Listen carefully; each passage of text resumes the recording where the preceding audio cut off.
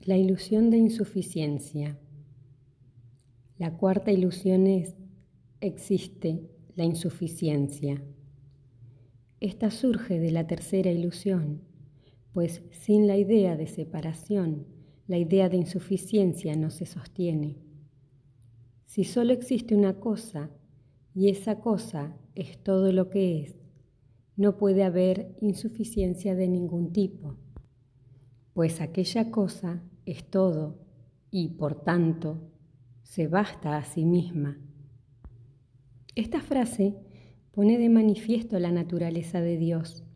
Sin embargo, esta no es la experiencia de la especie humana, que se percibe separada de Dios y a los individuos separados unos de otros. Pero nadie está separado de Dios, puesto que Dios es todo lo que es. Por tanto, las personas no están ni pueden estar separadas unas de otras. Esta frase pone de manifiesto la naturaleza humana.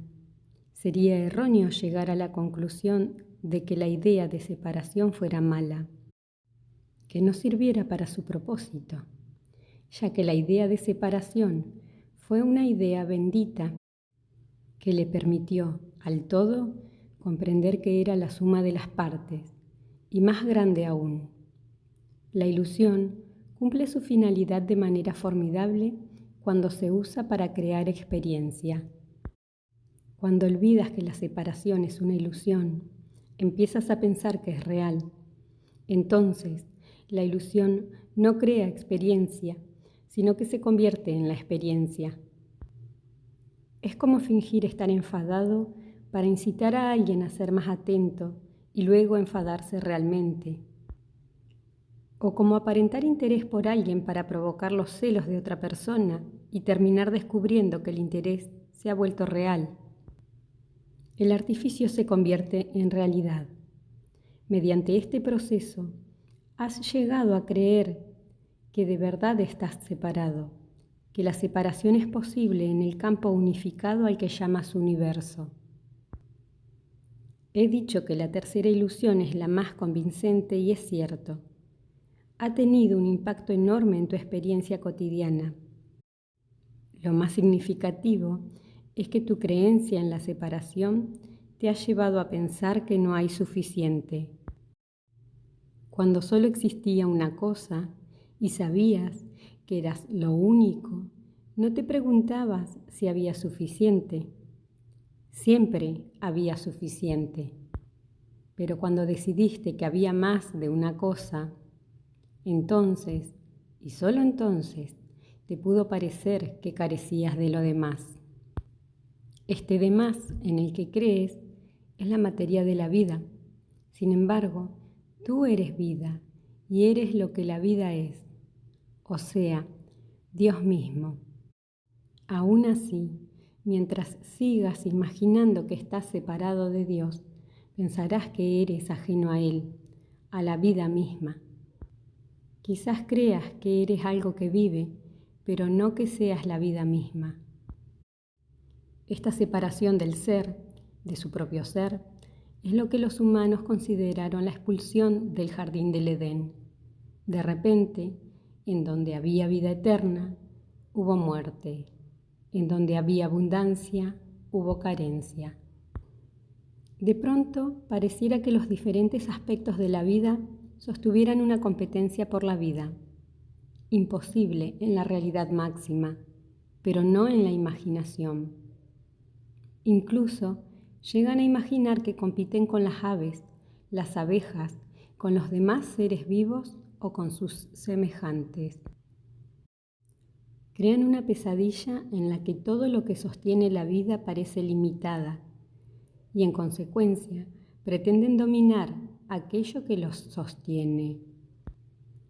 Se les dijo que tuvieran el dominio, pero pensaron que eso significaba dominar, de modo que iniciaron la guerra contra la naturaleza y contra el orden natural de las cosas.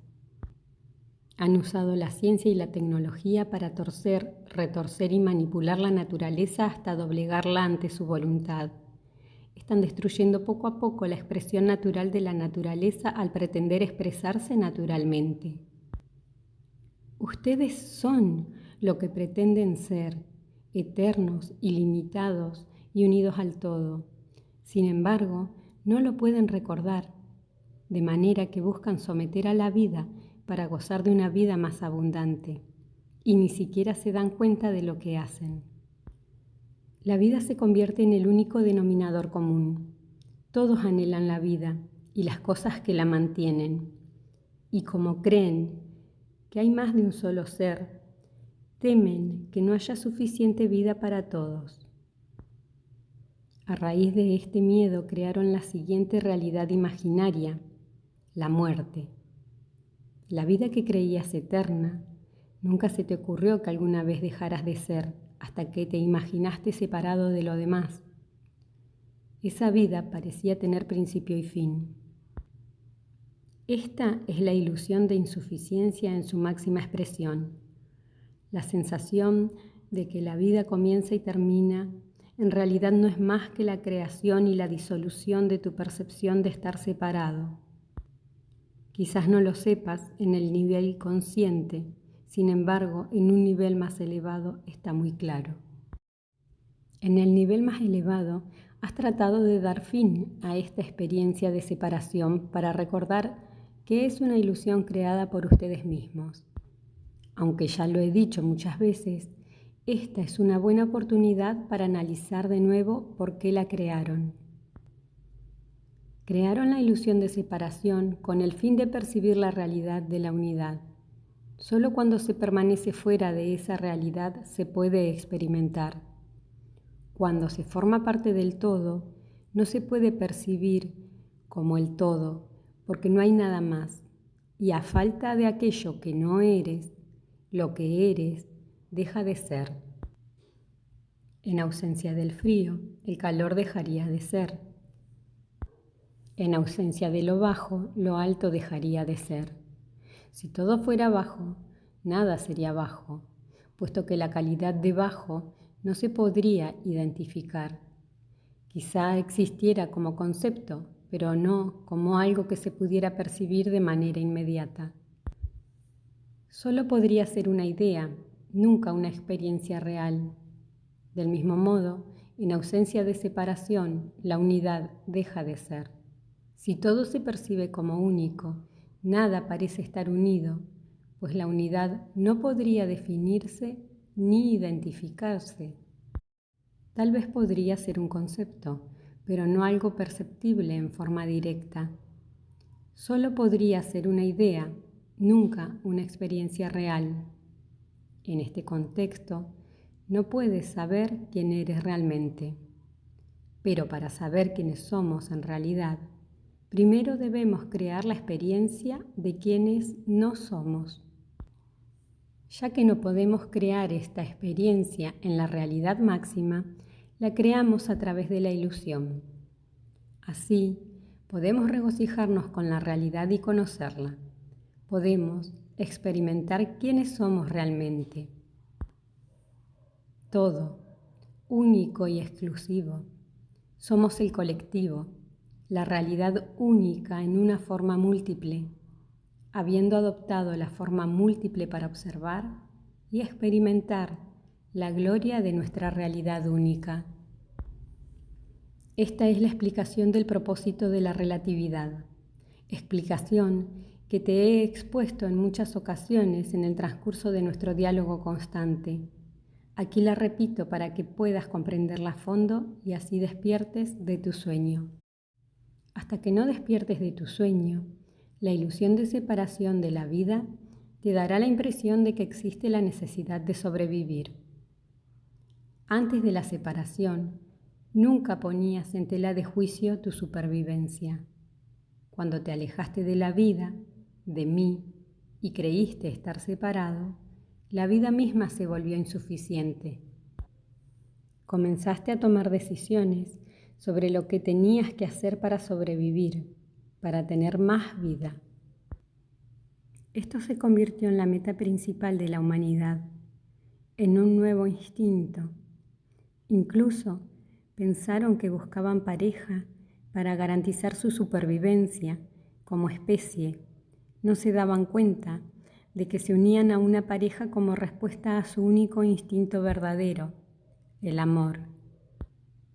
A su nuevo instinto le llamaron instinto de supervivencia, basándose en la idea de que quizás no se pueda sobrevivir. Esta idea es falsa, pues la supervivencia está garantizada por siempre, para toda la eternidad. Sin embargo, lo olvidaron y creyeron que no había suficiente vida, al suponer que tantos elementos competían por ella. Así es como lo concibes. Imaginas que tienes una competencia por la vida con el resto de la materia de la vida. Compites contigo mismo para obtener más de ti mismo. Tu convicción de que existe la insuficiencia te ha llevado a creer que no hay suficiente Dios. No solo no hay suficiente vida, de lo cual se deduce que hay muerte, y no solo no hay suficiente materia de la vida, de lo cual se deduce que hay escasez, ni siquiera hay suficiente de lo que dio origen a la vida, de lo cual se deduce que Dios es limitado. Puesto que todo lo anterior es limitado, las personas deben competir por ello, y por eso se destruyen a sí mismas y a su planeta. También se destruyen al competir por Dios con lo que llaman religión. Han asesinado y tratado de aniquilar civilizaciones enteras en su demente competencia por Dios. No aceptan que hacen todo esto, pues aceptarlo sería reconocer que están equivocados en su concepto de la vida, del mundo y sobre todo en su idea de Dios. No lo han podido aceptar. Para admitirlo necesitarían mucha humildad, y actualmente la humildad no tiene mucha cabida en la filosofía o la teología de su planeta. En concreto, su teología ha sido de lo más arrogante al declararse y proclamarse conocedora de todas las respuestas, sin permitir preguntas ni albergar dudas. Sin embargo, algunas de sus creencias no funcionan. La idea de que no hay suficiente, de que no hay suficiente Dios, ni suficiente materia de la vida, ni suficiente vida, ha dado lugar a una competencia mucho más compleja. La represión brutal, la supresión y la depresión masiva. Las religiones han reprimido la indagación franca y honesta. Los gobiernos han suprimido los desacuerdos y, como resultado, millones de personas viven en una depresión tanto económica como psicológica. Todo esto ha surgido a partir de la idea de que existe la insuficiencia, pues la suficiencia lo resolvería todo. Si pensaran que hay suficiente para todos, se erradicarían las conductas destructivas, las peleas por los recursos, las riñas por Dios. Pero no hay suficiente, lo tienen muy claro. No obstante, si no hay suficiente, ¿cómo tener suficiente? ¿Cómo asegurar la supervivencia sin matar y sin pelear? Era evidente que la cuarta ilusión tenía un defecto, y eso debería haber puesto de manifiesto que la idea de insuficiencia era falsa.